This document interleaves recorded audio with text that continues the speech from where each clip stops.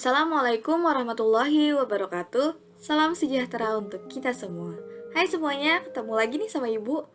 Video kali ini, Ibu akan ngebahas tentang mengenal perguruan tinggi kedinasan. Ini buat kalian yang ingin melanjutkan ke perguruan tinggi kedinasan. Jadi Ibu kenalin ya. Apa sih perguruan tinggi kedinasan itu? Perguruan tinggi kedinasan merupakan lembaga pendidikan tinggi negeri yang memiliki ikatan dengan lembaga pemerintah sebagai penyelenggara pendidikannya. Jadi, perguruan tinggi kedinasan berada di bawah naungan badan, kementerian, atau lembaga pemerintah. Nah, perguruan tinggi kedinasan ini dibagi menjadi dua. Yang pertama ada ikatan dinas, dan yang kedua ada non-ikatan dinas. Untuk video kali ini, kita akan membahas lebih jauh tentang ikatan dinas. Yuk disimak. Oke, apa sih ikatan dinas itu? Jadi, kita sering kenal perguruan tinggi kedinasan itu dengan sekolah kedinasan. Nah, makanya Ibu mulai sekarang ngomongin sekolah ya. Sekolah ikatan kedinasan adalah sekolah yang berada di bawah naungan badan, lembaga, atau kementerian pemerintah yang lulusannya akan langsung direkrut untuk bekerja di badan, lembaga, atau kementerian tersebut. Keuntungannya, kalau kalian nanti masuk di ikatan dinas, yang pertama biaya kuliah gratis 100%. Yang kedua kalian dapat tunjangan bulanan. Yang ketiga dapat asrama untuk beberapa ikatan dinas.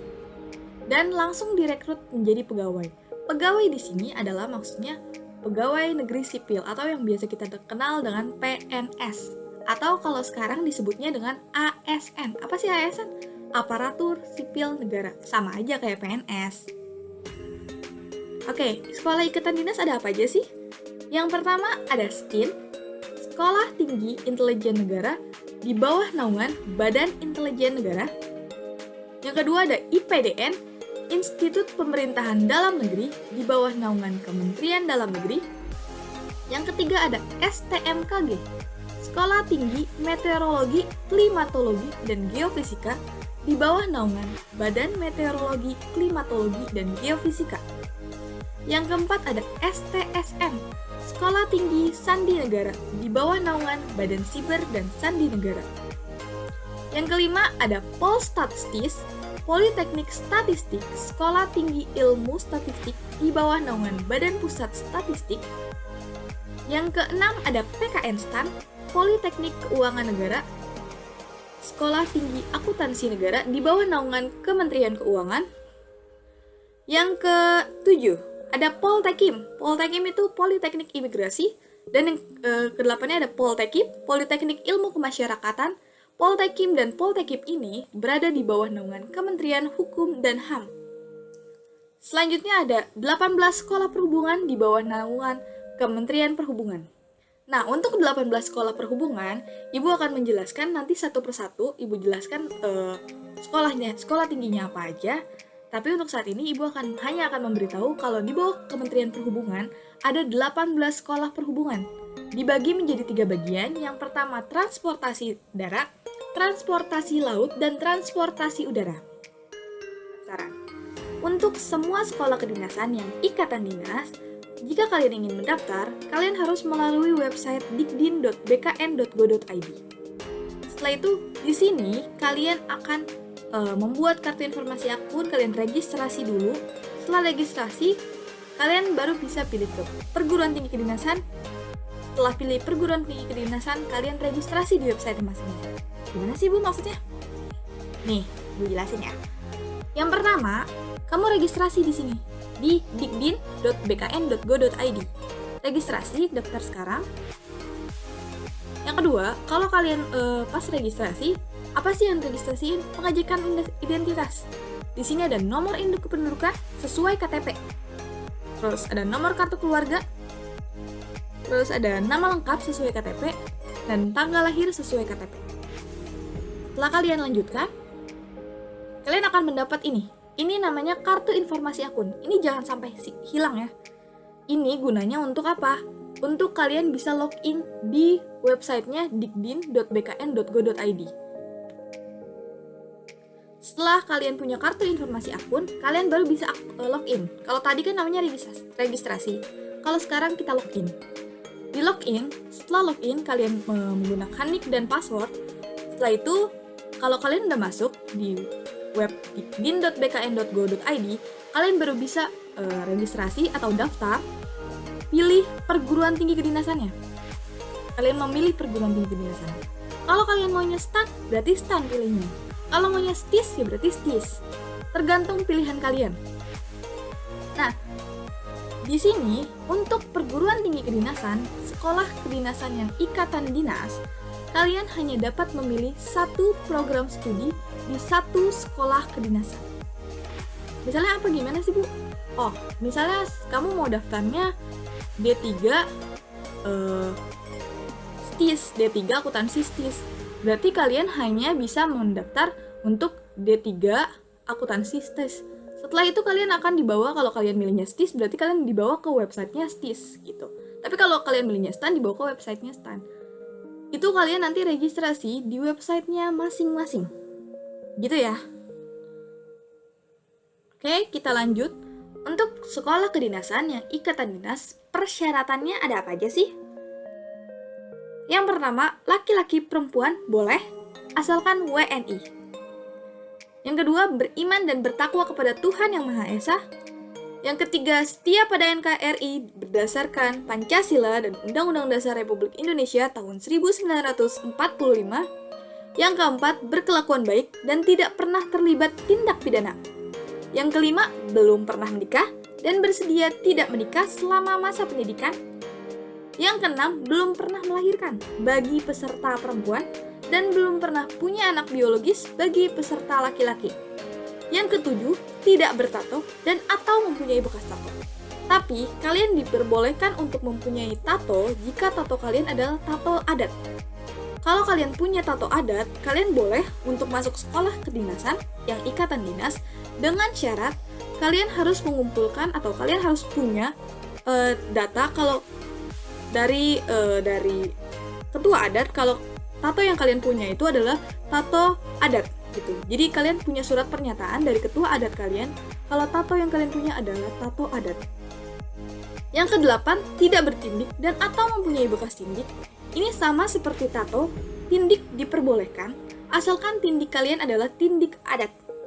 Dan jika kalian mempunyai tindik adat, kalian harus mengumpulkan berkas atau pernyataan dari ketua adat kalian kalau tindik yang kalian punya adalah tindik adat.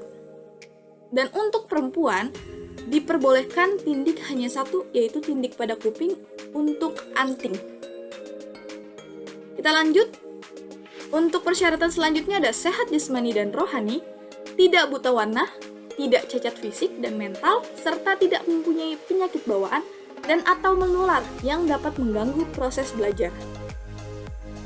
Yang ke-10 ada berusia serendah-rendahnya 16 tahun dan tidak lebih dari 21 tahun. Bu, kalau nanti misalnya kayak daftar nih Bu, saya daftar umur 18 tahun, yang pertama kali daftar. Terus saya ternyata nggak lolos, saya daftar lagi di usia 19 tahun, boleh nggak? Boleh. Sampai usia maksimalnya berarti 21 tahun. Kalau kalian misalnya dari 18 tahun daftar nggak lolos, terus daftar lagi di usia 19 tahun, nggak lolos lagi, sampai 21 tahun baru lolos, nggak apa-apa. Itu diperbolehkan. Asalkan maksimal usianya adalah 21 tahun, dan minimal usianya adalah 16 tahun. Tapi ada beberapa jurusan yang nanti usia minimalnya bukan 16 tahun dan usia maksimalnya bukan 21 tahun. Nanti Ibu jelaskan. Yang selanjutnya, tidak sedang menjalani atau terancam hukuman pidana karena melakukan kejahatan. Yang ke-12, bebas narkoba yang dibuktikan dengan surat keterangan bebas narkoba dari rumah sakit pemerintah setempat. Yang ke-13, tidak sedang menjalankan ikatan dinas dengan instansi lain. Makanya tadi Ibu bilang, kalau kalian hanya bisa mendaftar satu program studi untuk satu sekolah kedinasan, hanya satu, tidak lebih. Karena ada persyaratan ini, tidak sedang menjalankan ikatan dinas dengan instansi lain. Yang selanjutnya, bersedia bekerja di instansi ikatan dinas dan bersedia ditempatkan di seluruh wilayah NKRI. Karena kan kalau yang ikatan dinas, nanti kalian akan langsung bekerja kan sebagai PNS. Dan tidak pernah putus studi atau drop out dari perguruan tinggi kedinasan, kementerian, atau lembaga lainnya. Jadi, kalau kalian tadi kan Ibu bilang, kalian boleh daftar kalau kalian gak keterima, terus kalian tahun depannya kalian daftar lagi boleh, asalkan bukan kalian dapat untuk sekolah, terus kalian bisa sekolah di sekolah kedinasan itu, terus di tengah jalan kalian DO atau putus studi, kalian daftar lagi, nggak bisa, gitu ya. Ini adalah persyaratan sekolah kedinasan yang ikatan dinas secara umum. Jadi semua sekolah kedinasan yang ikatan dinas mempunyai persyaratan ini semua, gitu. Tapi untuk setiap sekolah kedinasan mempunyai persyaratan khusus. Apa sih persyaratan khususnya? Yuk kita bahas. Untuk STIN, Sekolah Tinggi Intelijen Negara, websitenya ada di sini, ptb.stin.ac.id. Jadi kalau kalian nanti registrasi, bisa ke sini setelah tadi pilih sekolah kedinasan. Persyaratannya, yang pertama, pendidikannya minimal SMA, SMK, atau MA. Semua jurusan diperbolehkan asalkan bukan lulusan paket C. Dengan ketentuan, bagi lulusan SMA, SMK, MA yang sebelumnya. Jadi maksudnya yang sebelumnya gimana sih? Dia udah lulus berapa tahun dari sekolah? Bisa setahun setelah setahun, bisa setelah 2 tahun, atau setelah 3 tahun tergantung umurnya. Dan dia berdaftar. Dia punya nilai ijazah rata-rata 70 minimalnya. Itu diperbolehkan. Nah kalau kalian nanti baru kelas 12 udah mau langsung daftar, bisa, boleh. Pakai nilai rata-rata rapot dari semester 1 sampai 5 dengan nilai minimalnya adalah 70.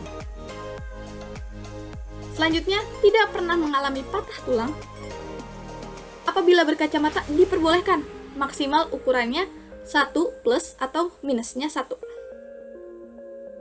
Tinggi badannya minimal 165 cm bagi pria dan 155 cm bagi perempuan. Dengan ketentuan berat badan harus ideal.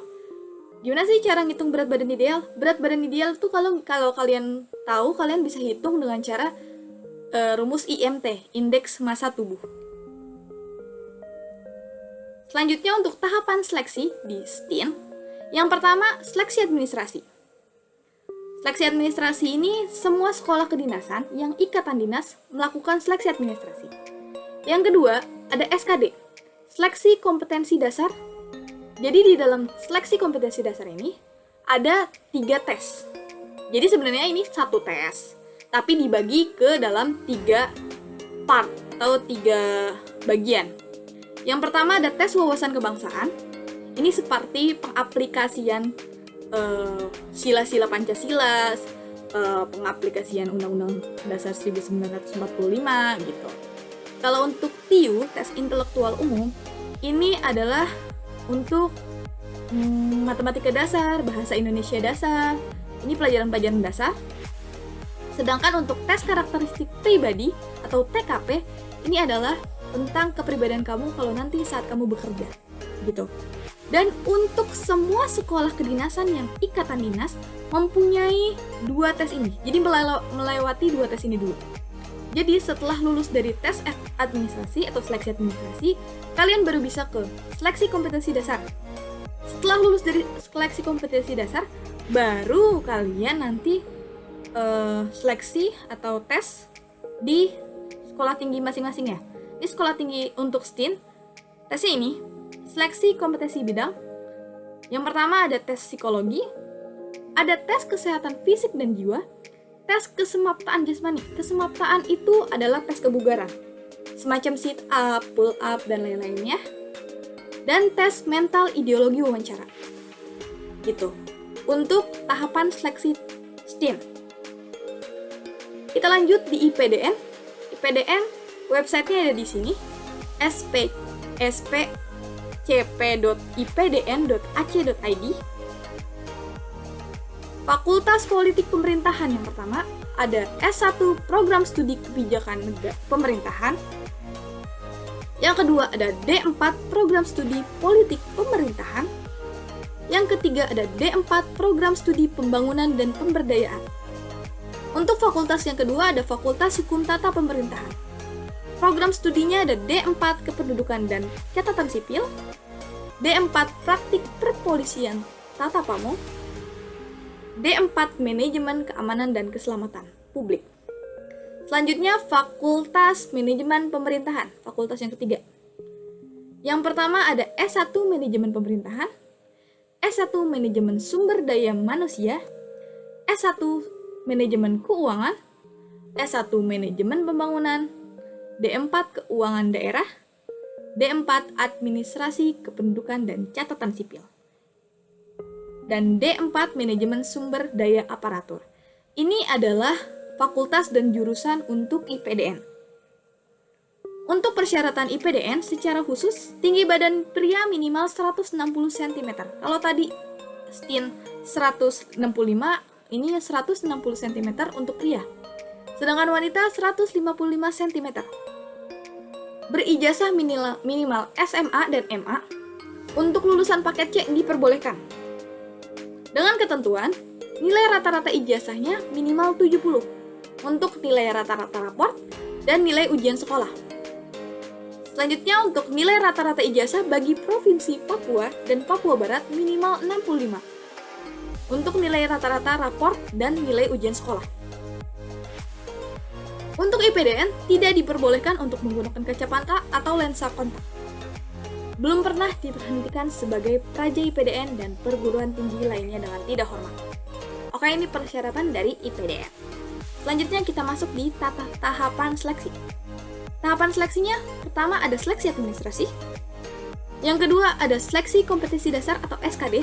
Sama yang seperti Ibu bilang, kalau semua sekolah kedinasan yang ikatan dinas itu melewati 2 seleksi ini.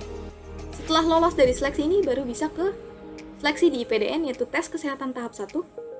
Ini biasanya masih tahap-tahap 1 itu berarti yang di luar-luar, hanya pertanyaan kayak mungkin tensi badan, tinggi badan diukur, terus pernah ditanya patah tulang tidak, dan lain sebagainya.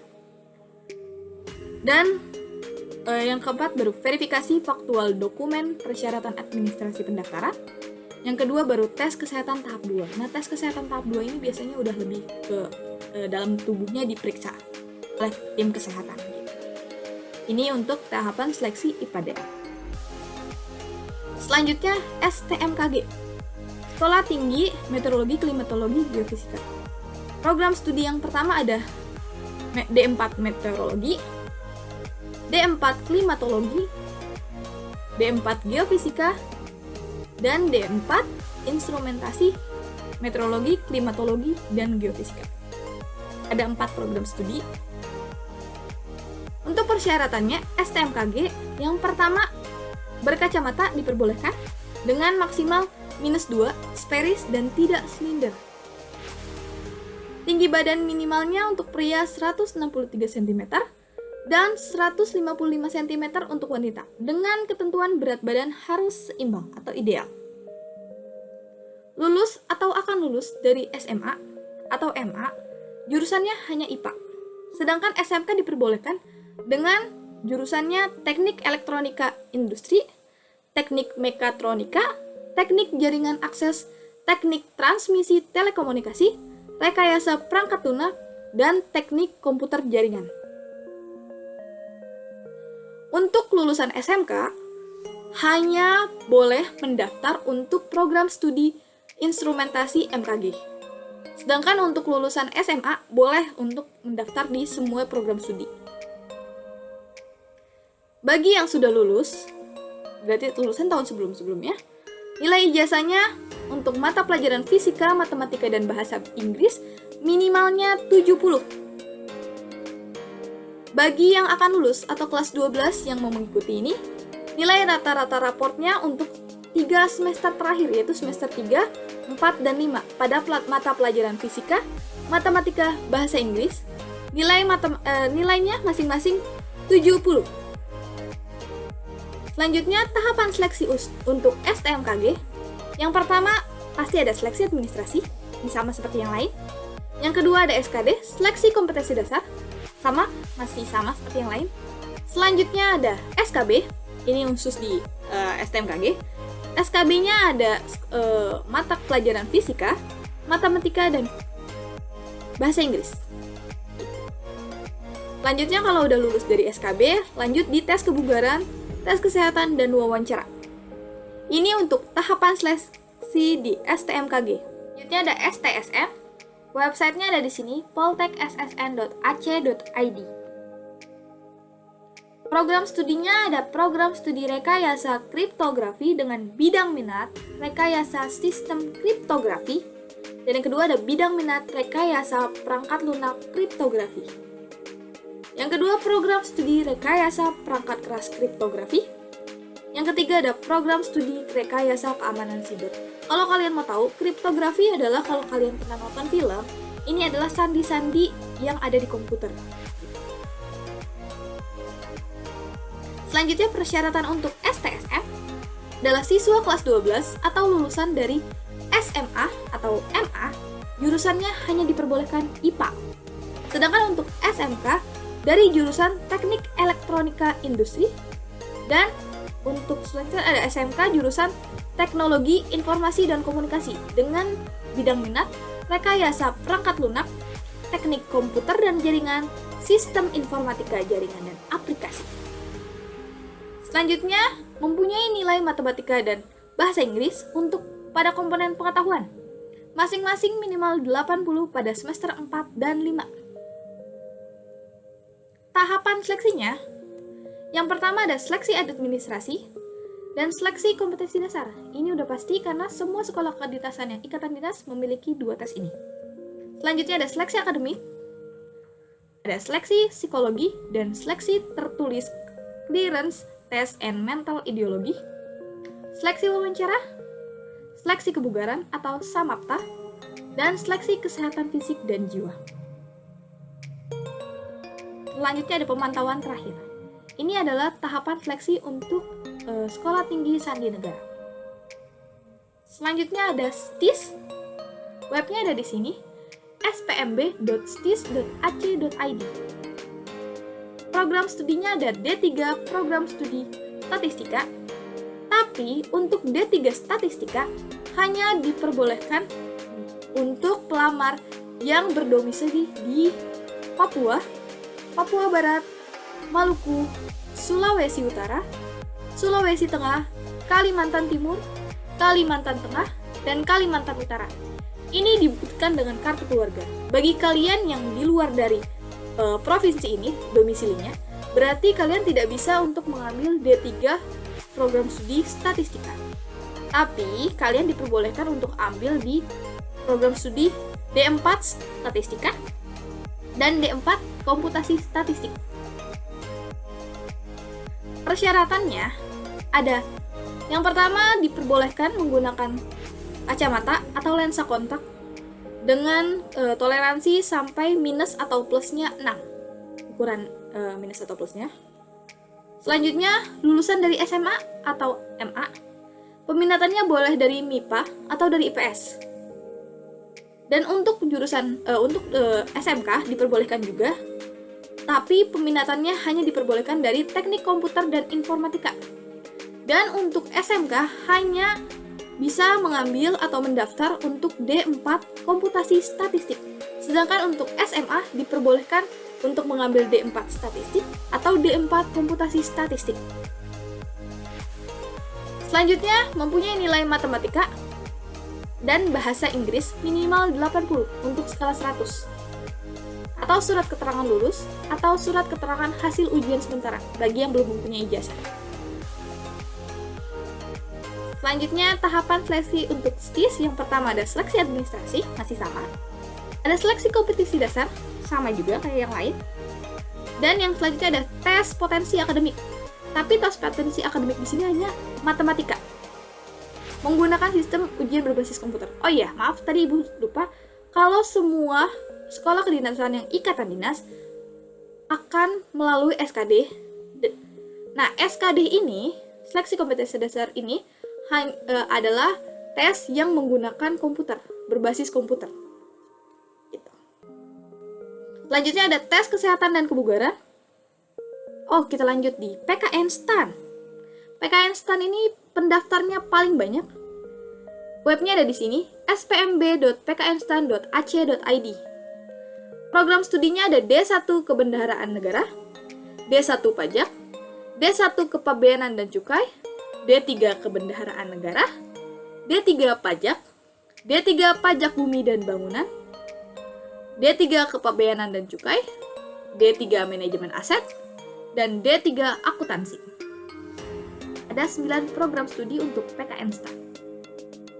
Persyaratannya, yang pertama, kalau yang udah lulus, itu memiliki ijazah nilainya 70 dengan skala 100. Sedangkan bagi yang kelas 12 yang baru mau lulus, itu memiliki nilai rata-rata rapor untuk komponen pengetahuan pada semester 1 sampai 5 minimalnya 70 dengan skala 100. Dan berusia maksimal 20 tahun. Usia minimalnya 17 tahun bagi peserta yang memilih program D1, sedangkan 15 tahun bagi program D3. Tapi usia maksimal 20 tahun. Khusus spesialisasi kepabeanan dan cukai ditambahkan sebagai syarat berikut. Yang pertama, jenis kelamin dan tinggi badan. Untuk D1, tinggi laki-laki 165 cm. Dan untuk perempuan 155 cm. Sedangkan untuk D3, laki-laki tinggi badannya 165 cm. Dan diperbolehkan menggunakan kacamata untuk program studi ini, yaitu boleh minus atau plusnya 2, silinder diperbolehkan. Selanjutnya, tahapan seleksi untuk STAN ada seleksi administrasi. Yang kedua ada ujian tertulis, meskipun namanya ujian tertulis tapi tetap ya, ini berbasis komputer. Yang pertama ada SKD, seleksi kompetensi dasar. Yang kedua ada tes potensi akademik. Yang ketiga ada tes bahasa Inggris atau TBI. Selanjutnya ada psikotes. Dan ada ujian kesehatan dan kebugaran. Untuk ujian kesehatan, yaitu pemeriksaan mata atau pemeriksaan yang mengukur tinggi badan, berat badan, tekanan darah, visus mata, dan lain sebagainya. Sedangkan untuk ada ujian kebugaran juga, yaitu lari mengelilingi lintasan dan shuttle run. Selanjutnya ada untuk spesialisasi D1 dan D3, kepabeanan cukai, maka diujikan juga pull up, shining, push up, sit up, dan atau aktivitas lainnya. Untuk tahun ini, tahun 2021, kemungkinan STAN akan menggunakan nilai UTBK sebagai acuan dalam penerimaan taruna. Gitu. Kenapa gitu? Jadi gimana Bu? Berarti nggak ada tes ini dong Bu? Bukan nggak ada tes ini, tapi tes yang akan diganti untuk UTBK, menggunakan nilai UTBK adalah ini. Tes potensi akademik dan tes bahasa Inggris. Jadi, kalau kalian nanti mendaftar STAN, kalian akan tetap melalui seleksi administrasi, karena daftarnya lewat yang tadi gue bilang, dikdin.bkn.go.id, dan kalian juga akan melalui seleksi kompetensi dasar. Kenapa gitu? Karena untuk menjadi seorang PNS harus melalui tes ini. Selanjutnya, yang dipakai nilai UTBK yang mana dong Bu? Yang ini, yang dua ini, yang TBA dan TBI. Jadi TPA dan TBI ini tidak ada tesnya kalau STAN tetap menggunakan nilai UTBK sebagai acuan. Gitu. Jadi yang diganti adalah TPA dan TBI-nya. Untuk yang lainnya masih sama, kemungkinannya gitu. Oke, kita lanjut ke Poltekim dan Poltekip. Webnya ada di sini, catar.kemenhumkam.go.id. Program studi untuk Poltekip ada teknik permasyarakatan, D4, D4 manajemen permasyarakatan, D4 bimbingan permasyarakatan, dan untuk Poltekim ada keimigrasian, D4, D4 administrasi keimigrasian, D4 hukum keimigrasian, dan D4 manajemen teknologi keimigrasian. Ini program studi untuk Poltekip dan Poltekim ya. Selanjutnya, persyaratan dari Poltekip dan Poltekim. Yang pertama, tinggi badan pria minimal 165 cm, sedangkan wanita 158 cm dengan ketentuan berat badan harus ideal atau seimbang. Yang kedua, tidak memakai kacamata atau lensa kontak. Untuk tahapan seleksinya, Poltekip dan Poltekim, yang pertama ada seleksi administrasi, sama seperti ikatan dinas yang lainnya. Yang kedua ada seleksi kompetensi dasar, masih sama seperti ikatan dinas yang lainnya. Yang ketiga, tes kesehatan, tes kesemaptaan atau tes kebugaran, ujian tulis psikotes dan wawancara psikotes, tes wawancara pengamatan fisik dan keterampilan. Sekolah kedinasan yang selanjutnya adalah perguruan tinggi kedinasan di bawah naungan Kementerian Perhubungan. Ini yang tadi Ibu jelasin, kalau di bawah naungan Kementerian Perhubungan ada 18 sekolah. Kita mulai dari transportasi darat dulu ya. Yang pertama ada Politeknik Transportasi Darat Indonesia atau STTD di Bekasi. Program studi yang pertama ada program studi Transportasi Darat D4 atau Sarjana Terapan. Yang kedua ada Diploma 3 Manajemen Transportasi Jalan. D3 Manajemen Transportasi Perkeretaapian. Websitenya ada di ptd.isttd.ac.id. Transportasi darat yang kedua, Politeknik Keselamatan Transportasi Jalan Tegal. Ada D4 Rekayasa Sistem Transportasi Jalan, D4 Teknologi Rekayasa Otomotif, D3 Teknologi Otomotif. Web resminya ada di pktj.ac.id. Selanjutnya transportasi darat yang ketiga, Politeknik Perkeretaapian Indonesia ada di Madiun. Jurusannya ada D3 Teknologi Bangunan dan Jalur Perkeretaapian, D3 Teknologi Elektro Perkeretaapian, D3 Manajemen Transportasi Perkeretaapian, D3 Teknologi Mekanika Perkeretaapian. Web resminya ada di ppi.ac.id.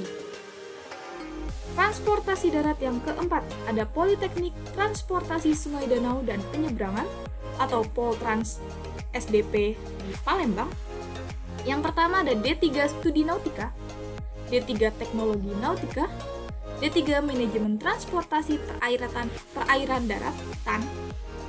Web resminya ada di poltektrans.sdp/palembang.ac.id. Selanjutnya transportasi darat yang kelima, Politeknik Transportasi Darat Bali Poltrada. Ada D3 Manajemen Transportasi Jalan, D3 Teknologi Otomotif, D3 Manajemen Logistik. Web resminya ada di poltradabali.ac.id. Kita lanjut di perguruan tinggi kedinasan di bawah naungan Kementerian Perhubungan untuk transportasi laut. Yang pertama ada Sekolah Tinggi Ilmu Pelayaran Jakarta atau STIP Jakarta. Jurusan pertamanya ada D4 Nautika, D4 Teknika, D4 Ketatalaksanaan Angkutan Laut dan Kepelabuhanan. Web resminya ada di stipjakarta.ac.id.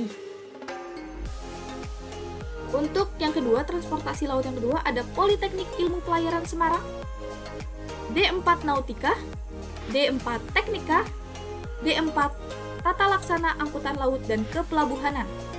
Web resminya ada di pip/semarang.ac.id. Selanjutnya transportasi laut yang ketiga, Politeknik Ilmu Pelayaran Makassar, D4 Nautika, D4 Teknika, D4 Ketatalaksanaan Angkutan Laut dan Kepelabuhanan. Web resminya ada di pipmakassar.ac.id.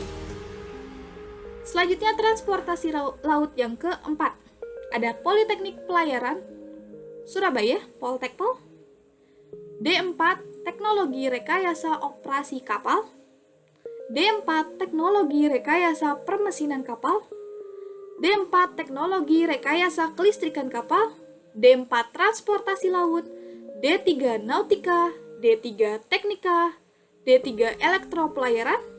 Web resminya ada di poltekpol/sb.ac.id. Transportasi laut yang kelima, ada Politeknik Pelayaran Sumatera Barat, D3 Studi Nautika, D3 Teknologi Nautika, D4 Transportasi Laut. Web resminya ada di poltekpolsumbar.ac.id.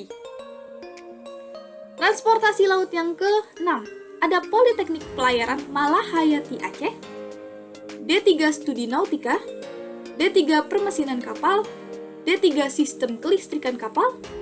Web resminya ada di poltekpolaceh.ac.id.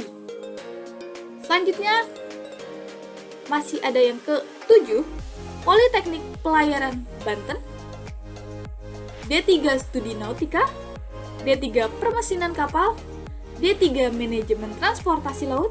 Web resminya ada di poltekpol/banten.ac.id.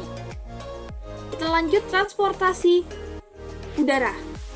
Perguruan tinggi kedinasan di bawah naungan Kementerian Perhubungan, jalur transportasi udara. Yang pertama ada Politeknik Penerbangan Indonesia, PPI Curug. Jurusannya ada D4 Teknik Pesawat Udara,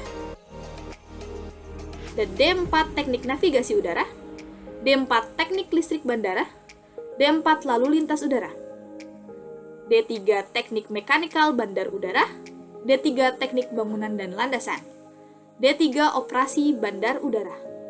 Web resminya ada di ppicurug.ac.id. Ini biasanya yang jadi pilot itu adalah teknik pesawat udara. D4 ya, yang pertama. Oke, selanjutnya transportasi udara yang kedua. Politeknik Penerbangan Surabaya, dan D3 Teknik Listrik Bandara, D3 Manajemen Transportasi Udara, D3 Komunikasi Penerbangan, D3 Teknik Listrik Teknik Navigasi Udara. Webnya ada di poltekbank.sby.ac.id. Selanjutnya ada transportasi udara yang ketiga, Politeknik Penerbangan Makassar.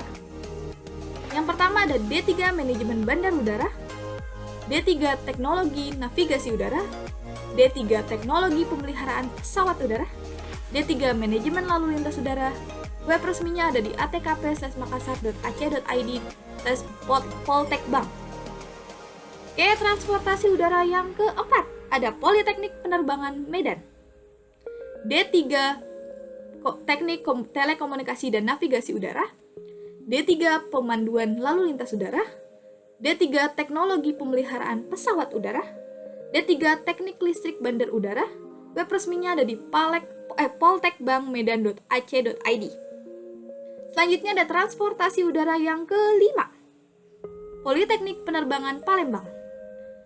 Ada D4 Teknologi Rekayasa Bandar Udara, D3 Manajemen Bandar Udara, D3 PPKP atau Penyelamatan dan Pemadam Kebakaran Penerbangan. Web resminya ada di poltekbankplg.ac.id. Transportasi udara yang keenam, Politeknik Penerbangan Jayapura. Ada D3 Manajemen Lalu Lintas Udara, D3 Teknik Listrik Bandara. Web resminya ada di poltekbankjayapura.ac.id. Oke, kalau kalian nanti mau masuk di perguruan tinggi kedinasan di bawah naungan Kementerian Perhubungan, kalian nanti registrasinya di webnya ini, di sipencatar.debhub.go.id. Nah, dari sini kalian baru ke webnya masing-masing yang tadi. Persyaratannya apa aja sih?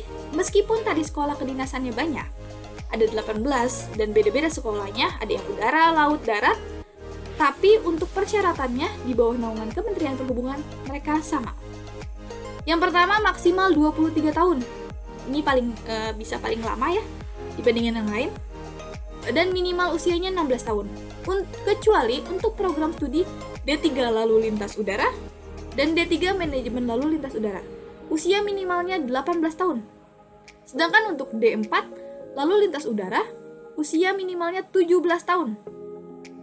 Sedangkan untuk persyaratan nilainya, untuk tahun-tahun sebelumnya, memiliki nilai ijazah 70 dari skala 100 atau 7 dari skala 10. Untuk kelas 12 atau yang baru lulus, mempunyai nilai rata-rata rapor pada komponen pengetahuan pada semester 5 semester, dari semester 1 sampai semester 5 ya. Minimalnya 70 untuk skala 100. Selanjutnya, tinggi badan minimal 160 cm dan wanita 155 cm, kecuali untuk program studi D3 PPKP. PPKP itu penyelamatan pemadam kebakaran penerbangan. Minimal 165 cm. Dan untuk D3 OBU, operasi bandar udara, itu minimal pria 165 cm dan wanitanya 160 cm. Gitu. Dan ketajaman penglihatan normal, jadi nggak boleh pakai kacamata atau lensa kontak. Dan untuk khusus program studi D3 PPKP atau penyelamatan pemadam kebakaran penerbangan hanya menerima pendaftar pria. Jadi yang wanita tidak bisa ya untuk mendaftar program studi ini. Selanjutnya tahapan seleksinya. Yang pertama udah pasti ada seleksi administrasi. Yang kedua udah pasti ada seleksi kompetensi dasar. Yang ketiga baru tes akademik, tes psikotes, tes kesehatan, dan tes kesemaptaan dan wawancara.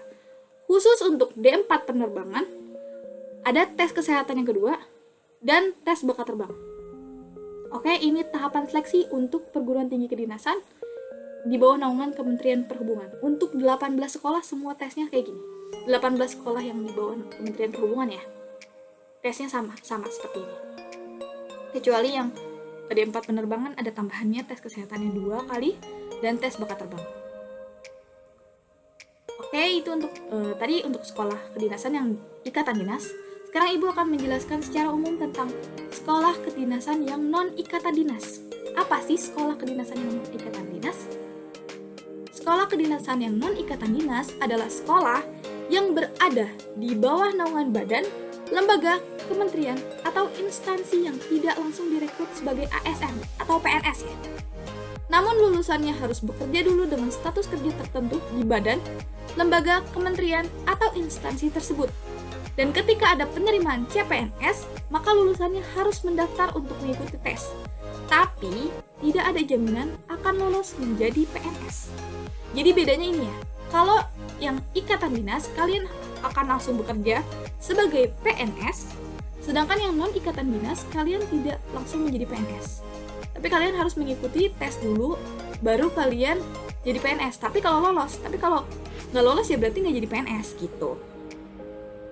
Contoh sekolah kedinasan yang non-ikatan dinas adalah, mungkin kalian tahu, Poltekkes Jakarta 1, Poltekkes Jakarta 2, Poltekkes Jakarta 3, itu ada di bawah naungan Kementerian Kesehatan, ada Setialan, ada Stipan Jakarta, Sekolah Tinggi Ilmu Perikanan Jakarta, dan lain sebagainya. Jadi ada banyak sebenarnya sekolah kedinasan yang non-ikatan dinas. Tapi untuk sekolah non-ikatan dinas, kita garis bawahi ya, kalau lulusannya tidak ada jaminan akan lolos menjadi PNS. Jadi harus mendaftar secara umum, seperti orang-orang pada umumnya. Oke, terima kasih bagi kalian yang sudah menyaksikan video penjelasan dari Bu Siva. Semoga video yang Ibu buat bermanfaat bagi kalian, terutama bagi kalian yang ingin melanjutkan ke perguruan tinggi kedinasan. Kalau kalian masih bingung, kalian boleh aja tulis di kolom komentar. Jangan lupa untuk dukung channel ini dengan cara komen, like, dan subscribe ya. Kalau kalian merasa video ini bermanfaat buat kalian, kalian boleh aja untuk share video ini ke teman-teman kalian yang membutuhkan. Terima kasih. Wassalamualaikum warahmatullahi wabarakatuh.